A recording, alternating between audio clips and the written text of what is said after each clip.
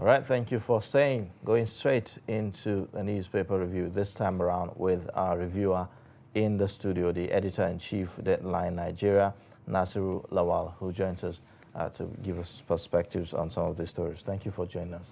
Thank you. On Daybreak. All right, now let's begin with Daily Trust newspaper. The lead story, APC under fire for pegging presidential forms at 100 million naira. The writer says governorship forms go for 50 million naira. It's a recipe for fraud, and that's according to Don and others. It's plot to disenfranchise us. That's the aspirants they are speaking up. And then next power ceded to NWC for 90 days. You have other stories. PDP rakes in 646 million naira from 17 presidential aspirants, ends forms sale. The next story, farmers, merchants disappointed as prices of grains continue to drop in Taraba. Below the pictorial, NAF airstrike kills 6 children, destroys houses in Niger. And then at the very bottom, Nigeria's subsidies have significant negatives, according to the World Bank. 2023 elections, brace up for challenges, CJN tells judges. The next story, gunmen attack Anambra police station, burn vehicles. These are the stories on the front page of Daily Trust this morning. Now, well, let's get perspectives. We have, like we told you, Nasiru Lawal, the editor-in-chief, Deadline Nigeria, in the studio. Well, the story about APC's nomination forms is everywhere on our papers. A lot of reactions, especially on social media since yesterday. And it is, some are saying that what now becomes of some young people, you know, in this race? Is this election now rigged against them even before the election begins and all of that? So that's the concern. What's your thoughts around this one? I think that's the fact. You're talking about when the bill of the Not Too Young to Run bill was passed. So many Nigerians were actually happy, especially the young ones. But now that they are coming up with, this humongous amount, how many people will be able to afford it? So it's like, even from the beginning, they are telling the youth that we don't have a role to play in this, because I don't see Nigerian youths, being able to afford things like this. And there are exceptions, though, for the youths. So 40% decrease, 40% reduction in the cost of the forms for youths. Well, that's what they are saying, but that comes to about how many 60 millions? million. 6 million. How 60. Many? 60 million naira. How many people will be able to afford that? Most of what this reminds me of is in 2014 when President Buhari was running at the time. I think that time it was around 28 million naira or so. And from what he said, he had to take a loan from his bank to be able to afford it. So because of that, there are so many people that are actually saying probably it's even adjustment for inflation, because what you can be able to buy with 27 million naira in 2014, now you have to put in 100 million naira. But like you said, honestly, I think it's not good that we are talking about participatory governance, and then we are still coming up with all these, exorbitant fees that people cannot afford.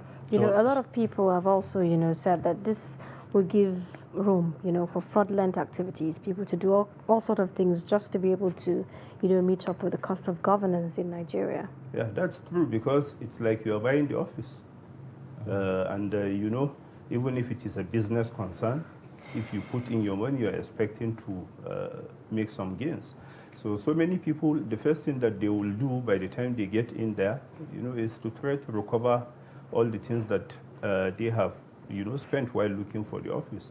And you have the Independent National Electoral Commission, pegging spending at a certain limit. So with things like this, honestly, I don't see how they will be able to maintain that and keep the figures down. But I mean, the APC should be cut some slack, especially if you look at the fact that the forms are free for women and those living with disability. All they need is to buy the expression of interest forms. So is that not enough? That's you're talking about 30 million naira, which is how many of them will be able to afford that? Honestly, what I expected, especially for APC, now that it is in the driving seat, they should have, found a way of reforming the processes. Because if we are still talking about, see what the newspapers are reporting, PDP is able to rake in 600 plus. If it is the same number of people in APC, you are talking about 1.7 million. And this shows you that probably the political parties have no other means of getting money aside things like this. Because what happens to all the membership dues and what have Exactly, that brings me to another issue. Do we have the kind of membership that pays dues in Nigeria? If you look at the way political parties are funded, basically the funding comes from governments. So whichever party is in a particular state, the money comes from government coffers in that state. So that raises a lot of questions about party supremacy and how the party can actually be able to assert itself and be independent from political manipulations and individuals and all of that. Actually, this is why our governors and other political office holders are very powerful, because the amount of money that they are spending, they can't just sit and allow somebody, because he's the chairman of the party, when he's not spending anything, to be the one deciding for them, when they are the ones that are like running the party, giving it all the money that it needs to remain afloat. So like you said, I think it is high time for political parties, to look for ways of getting money outside this seasonal. But how is that possible? Now the issue about rifts between former governors and serving governors, former senators serving senators in a state, was on the table at the meeting yesterday at the NEC yesterday, and the party chairman is concerned that this is likely to divide the party along factions and the rest of them in the coming elections. So when you look at the way political parties are funded and you look at this concern, how possible is it to even resolve some of these and make sure that such factions or rifts or disagreement does not exist within the political parties? I think the parties should be the ones to do things like that. Because why should somebody who has finished his tenure, be the one or be interested in who succeeds him? He should allow the system to take care of itself. If the voters are actually okay with whoever is coming on, then the people should be allowed to decide. But in Nigeria, the problem is you want to call the shots even outside government, because we are already used to what so many people refer to as government subsidized lives. Right. Without having access to the public thing, so many people may not be able to maintain the influence that they think they have. So because of that, they do all sorts of things to be able to change the system and control whoever succeeds them. Okay. Now, with the APC, fixing such exorbitant price, but do you foresee this having an impact, on membership, of the party come 2023? Well, the party has been telling us that they have 20 million members, they have 30 million members. What surprises me, like the last time they said that, I think during the registration or revalidation exercise, they said about 20-something million people joined the party. But what happened in the end? How many people voted in the end in 2019 election? Very insignificant number compared to what they told us they were able to register as a party. But the fact is, this amount of money that they are coming up with, I don't think people will be be able to afford it. So it will have an impact on the number of people that will come out. So are we likely to see a reduction? Because we've seen a lot of posters, we've seen a lot of people coming out, to show interest that they want to, run for this office or that office. Are we likely to see some kind of decline or some kind of people undeclaring, if there's anything like that? No, actually, doing posters is one thing, and then running eventually is a different ballgame. Some are actually doing it to be able to get money from maybe friends and associates, So because of that, they do all these posters and what have you. But some are actually interested in it, and you can see even within the APC, once they mentioned 100 million naira, so many people started saying, then this is not for us because we will not be able to afford it. Right. But they have shown interest earlier, but now that the money is high, they just have to undeclare, like you said. Oh. Well, Which means that, automatically, now let's do the math, right? For a young person who is actually eyeing that presidential seat, the age, that age limit that has been provided or approved by the law is 35 for the president.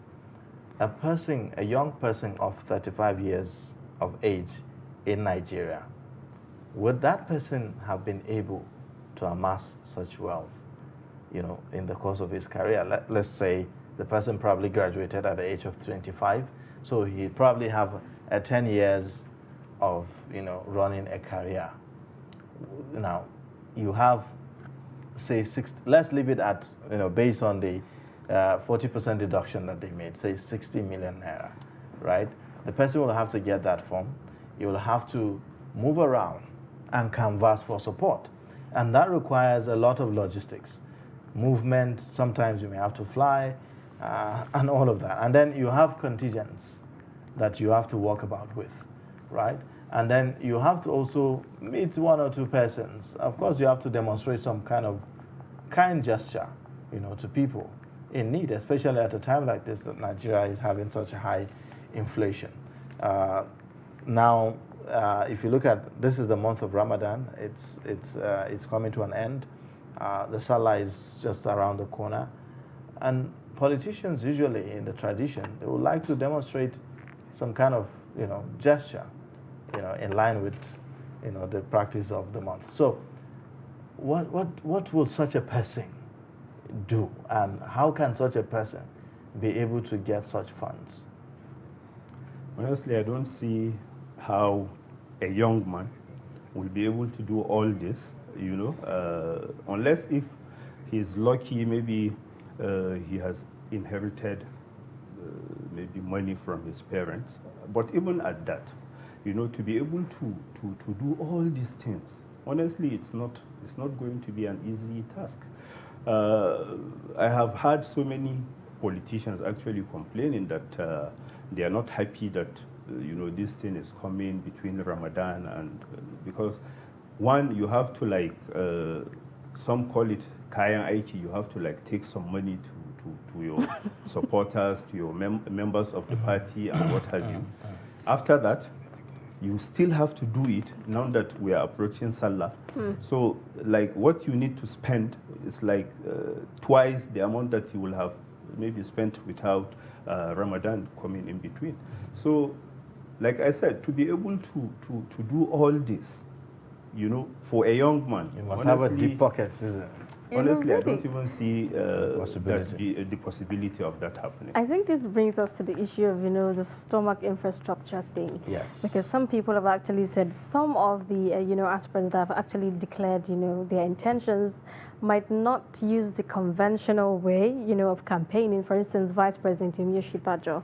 So, with that method, of campaigning, do you think for normal Nigerians that we know without stomach infrastructure, are they going to garner the kind of population that they require. Honestly, you just have to go to the people. I mean, we're already seeing Ghana most goes, in pictures. Well, some are actually saying that was debunked, with documents actually. in there. Yes. It may not necessarily be money and all that, but well, that's still speculation. Yeah. Isn't it? Yeah. But like you said, honestly, all this talks about stomach infrastructure and what have you. It's because of the attitude of the politicians. You don't see them until when it is time for election. So for many people, their decision is, okay, give me what I can get now. Because once I vote you into office, maybe that may not be the be last. seen again. But that narrative needs to change, isn't it? Yeah, certainly. It needs to change for because the Nigeria politicians are the ones causing it. If they can do so many things, people will not be relying on them. Like if the hospitals are working, if the schools are good, if the infrastructure is good and all that. And if people are working, if people may not productive. have, because people have this self-esteem. How many people want to go begging a politician to telling him that my wife has put to bed, help me with this, help me with that? Because if the hospitals are working, you don't even need to go to him. You just take your family to the hospital and you will be able to afford all the services there. All right. Well, we'll continue to see how all of that pans out. Now, while this is going on, we are also hearing about another unfortunate incident.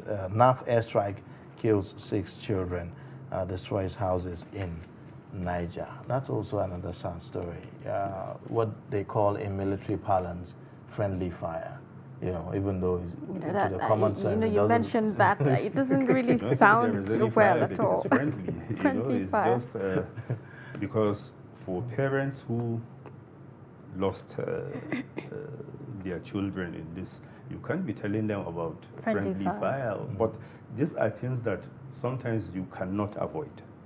But it will be good to do everything possible to either minimize or to even eliminate all these issues, because collateral damages, during war situations and all that, sometimes you can't avoid them. But it also boils down to things like, are we having the right equipment? Because we are now talking about precision targeting and things like that. Are we able to do all that? Are we getting the right intelligence to be able to know that where we are dropping all these bombs are actually where they should be dropped? So with things like that, I think. Yeah, truly, because a lot of people have said this should have been avoided in the first instance, given the fact that we have the new Super Tucano jets and all of that we... Well, we are still talking about buying additional equipment, which is okay, because so many people are actually saying we have spent long years without equipping the military. So it will be good to be able to have all this equipment at our disposal. But if at the end of the day, like you said, we have the Super Tucanos and then still we have not been able to deploy them to good use, then what's the use? Because we had to spend money to buy them. Okay, now let's take a look at other stories on the Leadership newspaper this morning. 40 days to presidential primary. APC moves to avert clash of interests. Party NEC concedes powers to NWC. You see the red is there. CSOs kick as APC pegs presidential nomination forms at 100 million, governorship 50 million. And then it's a party affair, says INEC. PMB warns against imposition of candidates.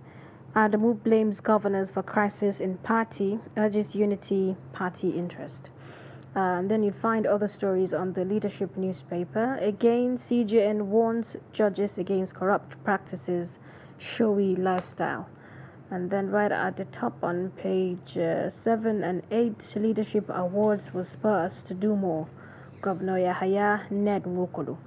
Troops kill 25 terrorists, rescue 6 captives in Lake Chad.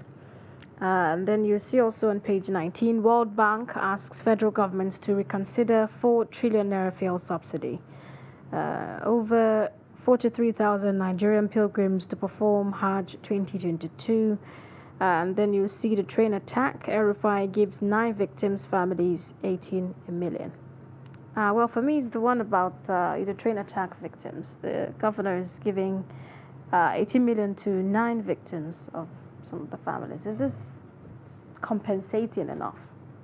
Honestly, I don't think so. It also shows the problem that we actually have with the railway transport and all that. Because if it were to be maybe an air-related incident, the insurance companies would have come in and do all the necessary things. But what this shows is clearly the fact that probably there is no insurance, there are no things like that. So the governor has to now show solidarity to the victims and things like that. But one is thinking, at the end of the day, you are giving 18 million naira. These are people, some of them mourning for the loss of their loved ones, some of them still not at peace because their loved ones are still somewhere in the bush, in the hands of abductors and all of that. And we're dealing with a situation that the abductors are not requesting for ransom. They are not asking for ransom, So will that really assuage the pain, of these family members? Well, maybe to an extent. Sometimes, when people are in mourning or in a precarious situation and you show some sympathy, they tend to appreciate it. But honestly, there is no action that the government can take, other than freeing their loved ones, that they would really appreciate. Because I know among those that are still being held, there is a woman and her daughter, who just returned from Lesser Hajj, but just on their way to Kaduna, this happened, and they're still out there with the terrorists. They were actually shown in some of the videos that were released earlier. So I can imagine the pains, of people whose family members are still with these terrorists. Oh, quite a sad one, really.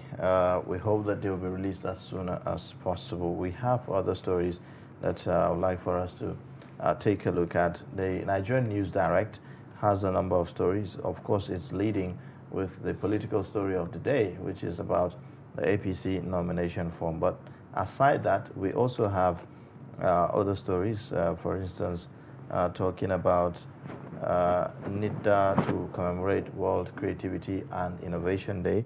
We have the story about Darie Nyame pardon in line with Constitution will not derail anti-corruption war. So that's the president responding to the critics, and some of the arguments that have been made after the release of the former governors of Plateau and Taraba regarding their pardon. Well, it's constitutional right. That's okay. It's constitutional. But the argument is about the morality of this. The moral implication of having to release people who are considered, some of the top corrupt persons in Nigeria, who the court have actually confirmed guilty, of those crimes. So, if you think about it, is it about the Constitution here, or is it about the morality here? Well, I have actually seen the statement from the presidency, telling Nigerians about the membership of the panel that did the recommendation, which was taken to the Council of State to decide, which it did eventually. Most of these explanations that the presidency is coming up with, honestly, they still don't answer the question. What Nigerians are actually after? Why should somebody, that did not plead guilty right from the beginning, the government is using its resources to prosecute this case up to the Supreme Court, and then all of a sudden he is now being given pardon. When you have so many people that are there, if you are talking about sickness, like the presidency said in its statement, there are so many people in there, inside the correctional facilities that are also sick. We don't even know about them. And then why did the government, it had to wait for Nigerians to start raising questions, to even start telling us those who benefited from the pardon. If they had done that in the beginning, probably they would have, people would have understood where the government was coming from. Because like they said, the membership of that panel, CAN is there, the JNI is there, so many, the Human Rights Commission, so many, from all strata. But then, why wait? You should have told the Nigerians that these are the people that are being considered, and these are the reasons that they are being considered for all this pardon. But they didn't do that. They had to wait for newspapers to start, picking names and all that, and reporting it before they now come up with all these explanations. Truly, a lot of people have asked questions, about what impact it has, on the corruption fight, because President Muhammadu Buhari is known as the anti-corruption champion and all of that. What really does this say about that cause? It's actually a setback, a big setback, because I can even see some, because, all these corrupt politicians, corrupt persons and what have you, sometimes they can be bold.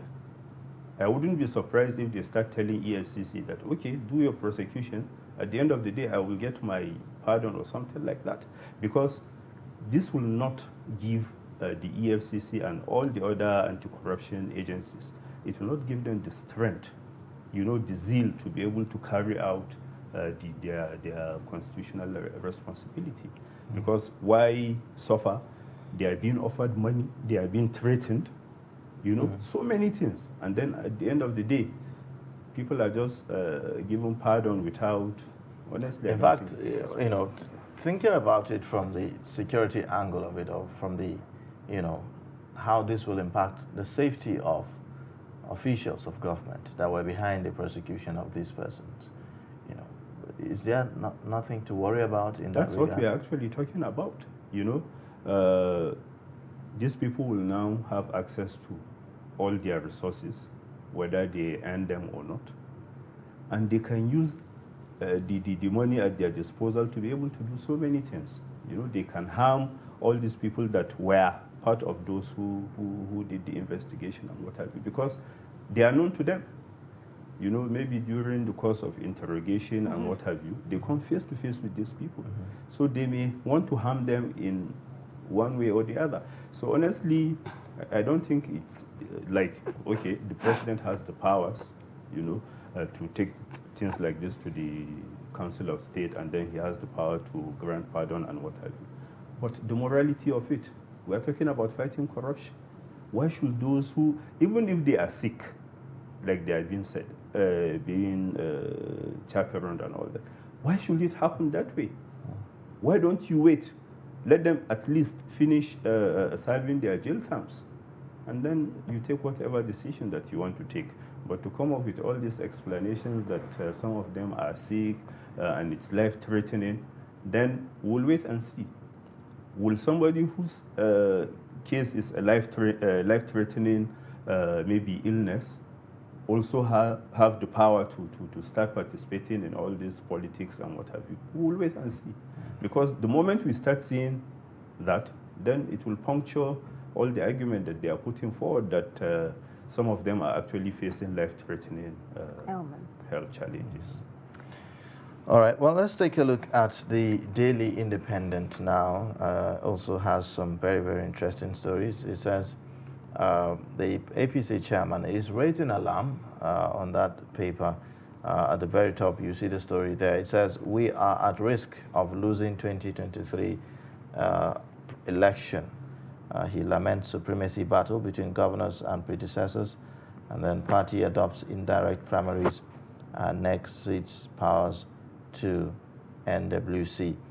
You also see I will deploy tougher measures in tackling insecurity. That's according to President Buhari. The lead story says, primary election, outrage trails APC 100 million naira, 50 million naira presidential, and then Gova forms. The same old stories. The writers this time says, participation in election, now business to earn profit. And that's according to the lawyers. It says political parties have transformed to revenue collectors. Huriwa condemns APC, urges arrest, probe of form buyers, and then commercial exercise will dampen hopes of the nation, CISLAC.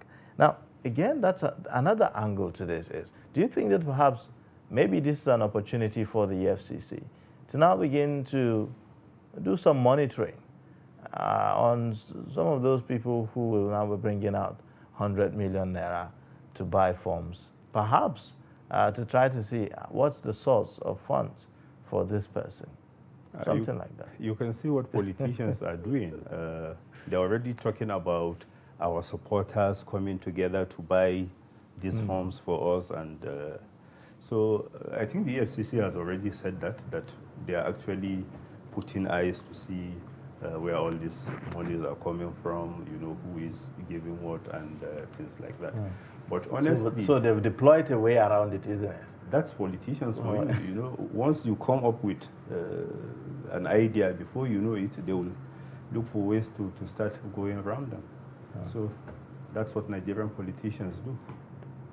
Well, it's quite interesting. For the PDP, it is in dilemma over consensus as 17 jostle for parties' tickets. So we have 17 persons wanting to be present from the PDP. We'll see how all of that, pan out. But as it stands now, would you say that the PDP is at an advantage if you look at, the cost of primary, the cost of the tickets, the nomination forms for the PDP as against that of the APC? Already some people are actually saying that's why you have 17 people actually running under the platform of the PDP.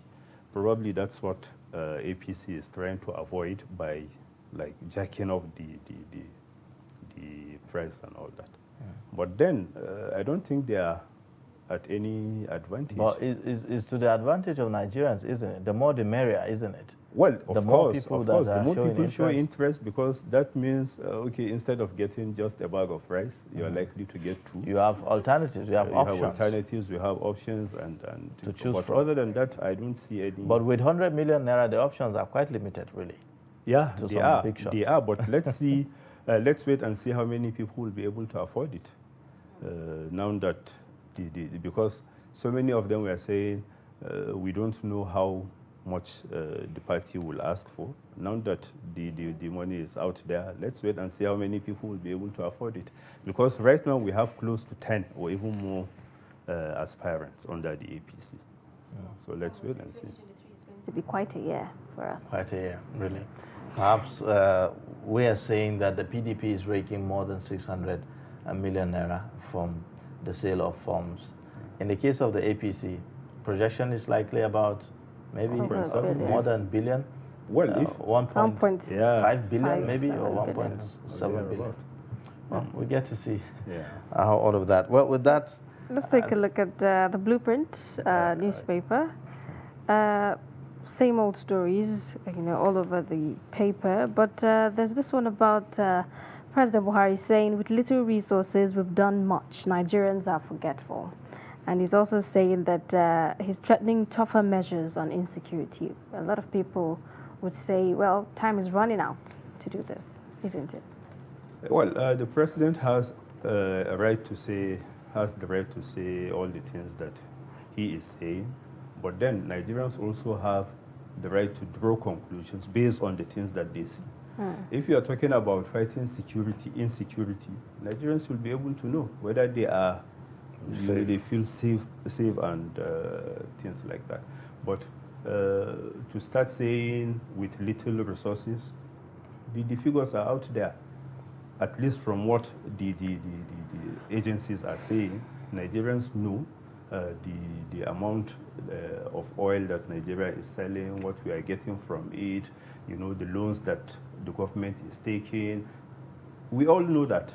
So based on that, we should be able to draw our own conclusion to know that, okay, the government is really trying, or no, the government should do better than what it is doing at the moment. So it's for Nigerians to actually decide, not just for the president to mount it. Really. All right, well, thank you so much. We appreciate your coming on Daybreak this morning to speak with us on some of these stories that are making the headlines on our papers. Thank you for having me.